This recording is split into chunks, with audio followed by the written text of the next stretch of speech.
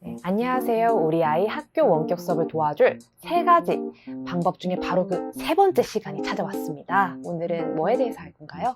네, 저 박준호고요. 네, 최원입니다. 네, 벌써 이제 마지막 시간인데요. 언제 또 다시 보게 될까요? 눈물이 나는데요.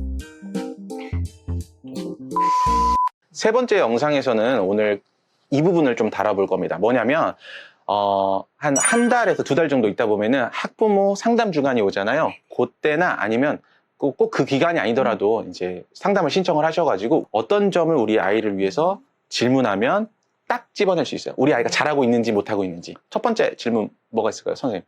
일단 첫 번째는 우선 약간의 덕담을 주고 일단 덕담해야 돼요. 맞아요. 아유, 네. 수고 많으십니다. 훈훈한 분위기로 시작하되 우리 아이 요즘 어떻게 지내요? 보다는 조금 구체적인 포인트를 짚어주시는 게 좋을 것 같아요.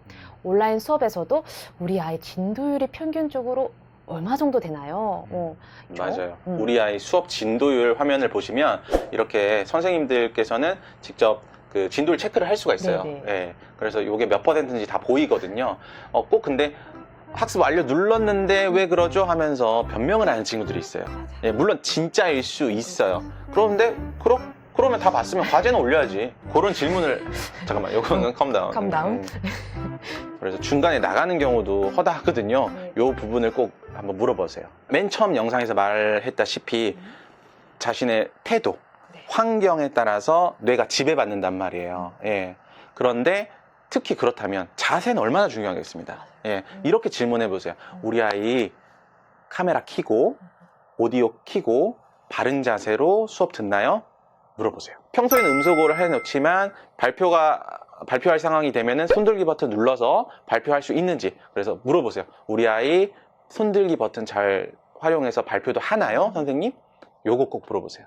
그러면 자세가 조금 유지가 안 된다 하는 친구들도 분명히 있을 거예요. 네. 네, 이런 친구들은 어떻게 좀 도와주는 게 좋을까요? 카메라 설정을 몸 상체와 책이 보이게 이렇게 각도 조절을 한다거나, 만약에 몸 상태가 조금 찌뿌둥하다 그러면은 잠깐 일어나가지고 몸 좀 풀고, 아니면은 밖에 공기 잠깐 쐬고 들어오는 것도 괜찮습니다. 그럼 다시 리프레시된 마음으로 네. 집중을 할 수가 있겠네요. 물론 이제 쉬는 시간 좋은데 그 후로 접속이 끊기는 친구들도 굉장히 많아가지고, 다시 들어오지 않나? 네, 다시 어디 있니 너? 네, 또 찾죠. 그러면 선생님이 이제 추노가 시작됩니다. 이름도 뭐 박준호, 박춘호. 그렇죠. 네, 박춘호 선생님. 다 작년에 박춘호 선생님으로 네. 제가 활동을 했죠. 사실 이제 상담하면 이 얘기는 꼭 빼놓을 수 없잖아요. 네. 인성과 예절. 네, 이 원격 수업이라고 해서 이게 안 중요할 것 같은데 오히려 이게 지금 더 중요합니다. 온라인 예절. 그렇습니다. 그렇죠? 이제 오프라인에서 주로 수업을 했을 때는 당연히 친구들하고 잘 지내는지 아니면 인성적인 부분을 많이 물어보잖아요. 네네. 그러면 그게 온라인으로 왔을 때는 반대로 똑같아요. 네. 사이버 예절 지키는지 한번 질문해 보세요. 네, 우리 아이가 채팅을 하는데 좀 너무 많이 한다거나 불편한 얘기를 한다거나 반말을 하지 않는지 담임선생님께 한번 질문해 보세요. 네, 이런 게 또 나중에 커서 네티켓이랑 관련이 되는 거니까요. 그렇죠. 지금부터 관리를 해주는 게 좋겠죠. 네. 자, 지금까지 우리 아이 학교 원격 수업을 도울 3가지 방법에 대해서 한번 알아봤습니다. 마지막 시간이잖아요. 온라인 수업 Q&A라고 해봤어요. 예. 그래서 질문들이 자주 하시는 질문들이 있습니다. 그것을 한번 짚어보도록 하겠습니다. 자, 첫 번째, 선생님 줌 수업에 늦으면 진짜 지각 처리 되나요? 사실 이 부분 학교 재량에 달려 있어요. 정말 지각 처리가 되는 학교도 있고 그렇지 않은 학교도 있지만요.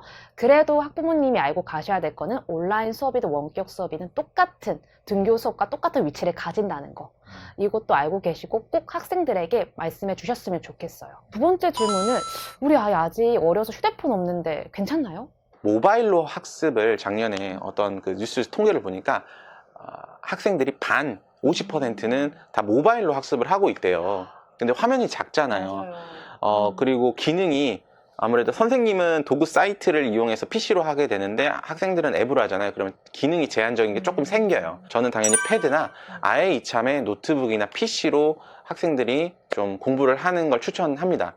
굳이 구매하지 않으실 예정이라면은 대여를 고려해 보시고, 근데 저라면 개인적으로 그냥 이번 기회에 그냥 저는 사줄 것 같아요. 그렇죠. 네, 요건 제 개인적인 생각이고요. 전혀 이제 경기 평생교육학습관의 의견은 아니고 제 개인적인 의견입니다. 네. 그러면 이 원격 수업으로 바뀌면 준비물은 어떻게 해야 되죠? 똑같습니다. 네. 예, 그냥 연필 지우개, 색연필, 사인펜 다 비슷해요. 만약에 그 학년에 따라서 보면은 이제 뭐 각도기 삼각자, 기존 수업과 다를 게 없습니다. 똑같이 진행되고 단지 모여서 하지 않고 비대면으로 쌍방향으로 하거나 아니면 영상을 보고 학습을 하기 때문에 그냥 똑같이 준비를 하시면 될 것 같습니다. 자, 그러면 선생님, 이런 질문도 왔는데요. 유튜브 보는 시간이 너무 늘어서 걱정이에요 라고 하시는 학부모님들이 많습니다. 네, 또 유튜브 링크로 수업을 하다 보니까 다른 유튜브 채널도 보는 그런 친구들이 많아지는 것 같은데요. 그럴 때는 사실 유튜브 키즈 어플을 깔아두어서 뭐 다른 걸 보더라도 조금 아동들에게 덜 위해가 가는 그런 영상들이 있는 키즈 어플로 쓰시는 게 좋고요. 그것도 안 되겠다. 나는 조금 더 아이들을 관리를 해보고 싶다 하시면은 관리 어플을 깔아두시는 것도 방법입니다. 이 관리 어플 중에서도 좀 꿀 관리 어플 있잖아요. 좋은 거 많죠. 통신사에서 일단 무료로 제공하는 게 있으니까요. 뭐 SK 같은 경우는 잼 이런 것도 있어요. 그리고 뭐 구글 자체에서도 그 설정할 수가 있습니다. 그 앱 관리 어플이 있습니다. 요거가 이제 아이와 연동을 할 수 있어요. 연동을 해가지고 우리 아이가 어떤 사이트를 접속을 하는지, 어떤 앱을 주로 사용하는지 그걸 모니터링을 할 수 있어요. 그리고 필요하다면 제한도 할 수가 있습니다. 노트북이나 PC 걱정하시는 분들은요, 그린아이넷이라고 있어요. 그린아이넷 접속하셔가지고 소프트웨어 다운로드 가보시면 이런 추천 앱들이 있습니다. 추천 이제 프로그램이죠.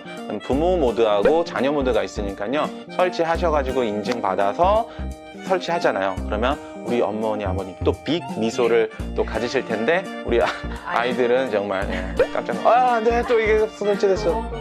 네.